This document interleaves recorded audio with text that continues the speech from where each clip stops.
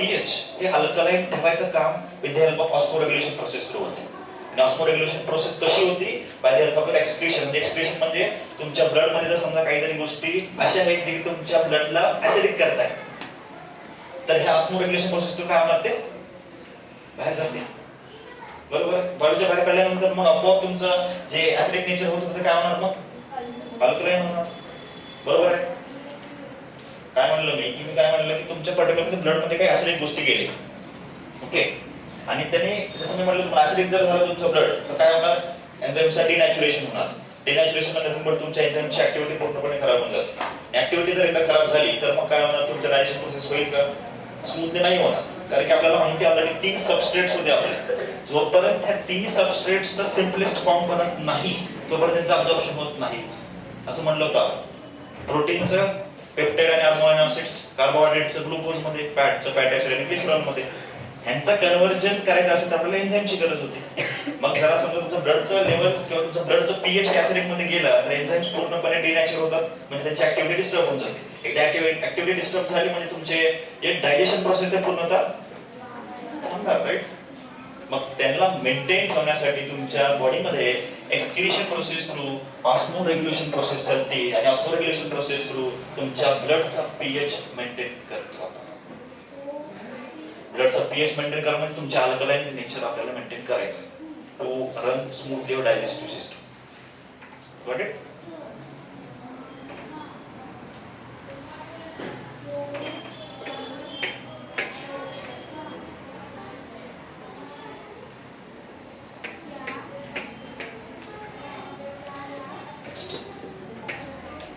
तुमच्या बॉडीमध्ये जेव्हा लिव्हरमध्ये मेटाबॉलिझम होतो तेव्हा युरिया नावाचा एक वेस्ट प्रोडक्ट तयार होतो.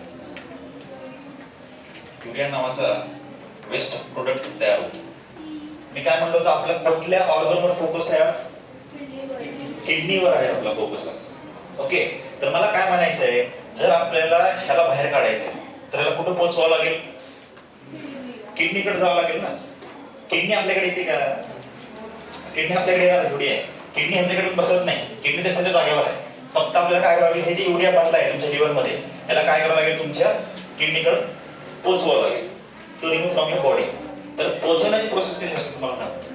ह्याच्यासाठी ना तुम्हाला ते आता माहिती राहिलं पाहिजे. काय माहिती आहे का? Cardiovascular system,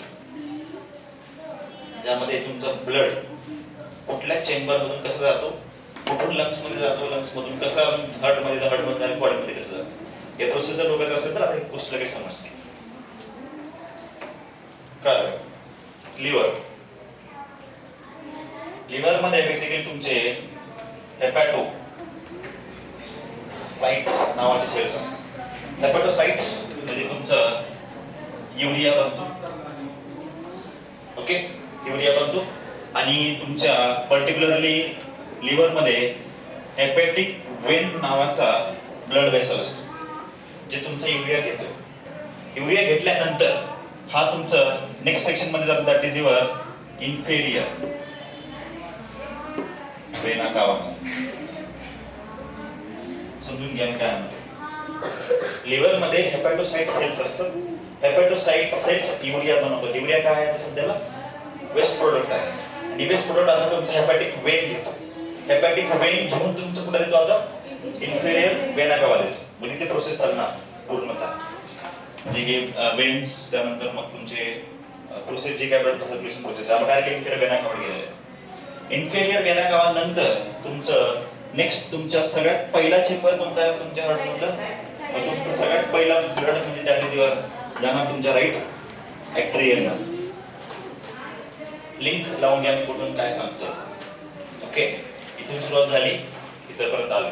that is your right atrium. Okay, right atrium नंतर तुमचा ब्लड कुठे जातो? राईट वेंट्रिकल मध्ये. प्रश्न काय सांगतो तुम्हाला, ह्याच्यामध्ये जो ब्लड आहे ते कुठला ब्लड आहे? डीऑक्सिजन. मध्ये काय आहे? CO2 आहे. बरोबर आहे. त्यासोबत आता काय मग?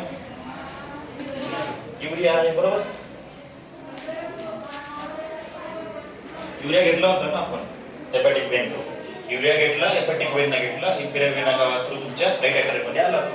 राईट ॲट्रियम मध्ये सध्याला आता युरिया बी आहे, CO2 बी आहे. ओके, नेक्स्ट राईट वेंट्रिकल मध्ये आला. राईट वेंट्रिकल मध्ये तुमचा कुठला आर्टरी असतो? पल्मोनरी आर्टरी आहे. सीबीएस सिस्टम डोक्यात असेल तर चांगली गोष्ट, कारण की त्या थ्रू इथे लिंक लागणार आहे. ओके, पल्मोनरी आर्टरी हे काय करणार? तुमचं ब्लड कुठे घेऊन जात आहे? लंग्स कडे घेऊन जाणार. ओके, पल्मोनरी आर्टरी काय करते? तुमच्या लंग्स कडे घेऊन जाते. लंग्स मध्ये कोण आहे? अल्व्हिओला आहे, बरोबर. तर लंग्स मधला CO2 तुमचं ब्लड घेतो आणि CO2 वापस अल्व्हिओला मध्ये तुमच्या बॉडीला बाहेर पडतो. म्हणजे आता इथं ब्लड आता कोणता पडला? तुमचा ऑक्सिजनेटेड ब्लड पडला. युरिया बाहेर जाईल का? युरिया बाहेर जाईल का? बरोबर आहे का? काय चुकीचं बोलायला? युरिया बाहेर जाईल का? नाही जाईल का? युरिया बाहेर नाही जाणार. का नाही जाणार? आपल्याला कुठं पोहोचवायचं आहे? आता सध्याला कुठे आपण? मग युरिया बाहेर जाईल का? नाही जाणार. काय जाणार फक्त बाहेर? कार्बन डायऑक्साईड बाहेर पडणार फक्त. म्हणजे O2 तुमच्या आता ब्लड मध्ये आलेला आहे आणि तुमचा युरिया बी अजून आहेच त्याच्यामध्ये, बरोबर आहे. म्हणजे आता तुमचं पल्मोनरी वेन जे आहे त्यानं ब्लड घेतलेलं आहे. आर्टरीज मध्ये डिऑक्सिजनेटेड ब्लड होता, इथे ऑक्सिजनेटेड ब्लड तुमचं पल्मोनरी वेन्स घेतले. पल्मोनरी वेन्स तुमचा ब्लड कुठे जातो? लेफ्ट ऍट्रियम मध्ये जातो, बरोबर आहे. लेफ्ट ऍट्रियम मधून ब्लड कुठे जातो?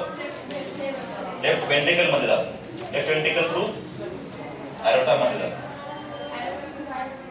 अरोटिक व्हॅल्व ओपन होऊन तुमच्या लेफ्ट वेंट्रिकल मध्ये जातो. व्हॅल्व्स आपण फोकस नाही, तेवढं डेप्थ नाही गेला. आपल्याला बेसिक फोकस त्याच्यावर करायचं. बाहेर जाण्याची प्रोसेस फक्त आपण डोक्यात ठेवायची. तसं सांगितलं तसं सांगतो मी तुम्हाला. हेपॅटिक वेन नंतर इन्फेरियर वेना कावा मध्ये जातो. इन्फेरियर वेना कावा मधून तुमच्या राईट ऍट्रियम मध्ये, राईट ऍट्रियम नंतर कुठला व्हॅल्व ओपन होतं? ट्रायकस्पिड व्हॅल्व ओपन होईल. ट्रायकस्पिड व्हॅल्व ओपन झाल्यानंतर राईट वेंट्रिकल मध्ये जाणार. त्याच्यानंतर इथे व्हॅल्व कुठलं ओपन होतं? इथं तसं सांगू. ट्रायकस्पिड व्हॅल्व ओपन होईल, पल्मोनरी व्हॅल्व ओपन होईल, त्याच्यानंतर पल्मोनरी आर्टरी हे घेऊन जाते ब्लड तुमचं कोणाकडे? लंग्स कडे. लंग्स कडून कोण घेणार? पल्मोनरी वेन्स घेणार. पल्मोनरी वेन्स तुमच्या लेफ्ट ऍट्रियम मध्ये ओपन होतात. लेफ्ट ऍट्रियम मध्ये तुमचं ब्लड लेफ्ट वेंट्रिकल मध्ये जाण्यासाठी कुठला valve? That is your bicuspid valve. ते बायकस्पिड व्हॅल्व ओपन झाल्यानंतर तुमचा लेफ्ट ऍट्रियम मध्ये येईल. लेफ्ट ऍट्रियम नंतर अरोटा मध्ये जाण्यासाठी अजून कुठली व्हॅल्व ओपन पाहिजे? That is your aortic valve. तुमचं ब्लड कुठं आलं? अरोटा मध्ये. अरोटा मधला ब्लड कुठला आहे सध्याला? ऑक्सिजन आहे. त्यासोबत कोण आहे?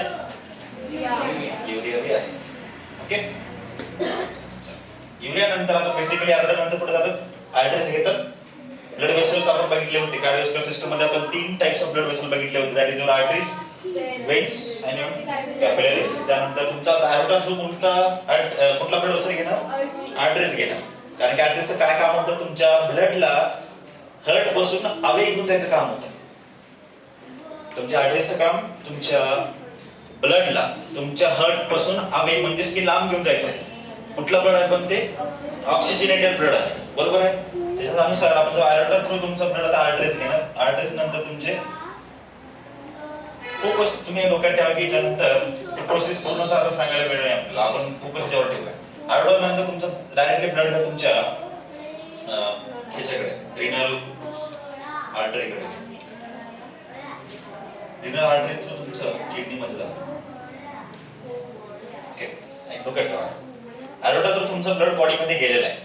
बॉडी पासून डायरेक्टली तुमचं गेला रिनल आर्टरी मध्ये. रिनल आर्टरी ऍक्च्युअल मध्ये तुमच्या किडनीकडे प्रेझेंट आहे. तुमची ऍक्च्युअल मध्ये रिनल आर्टरी जे आहे ते किडनीकडे प्रेझेंट आहे आणि किडनी मध्ये तुमचं रिनल आर्टरी तुमचं युरिया घेतला आणि तुमच्या किडनी थ्रू त्यानं बाहेर काढला आणि नंतर तुमचं ब्लड जातो रिनल वेन मध्ये. नंतर मग बॉडी मध्ये.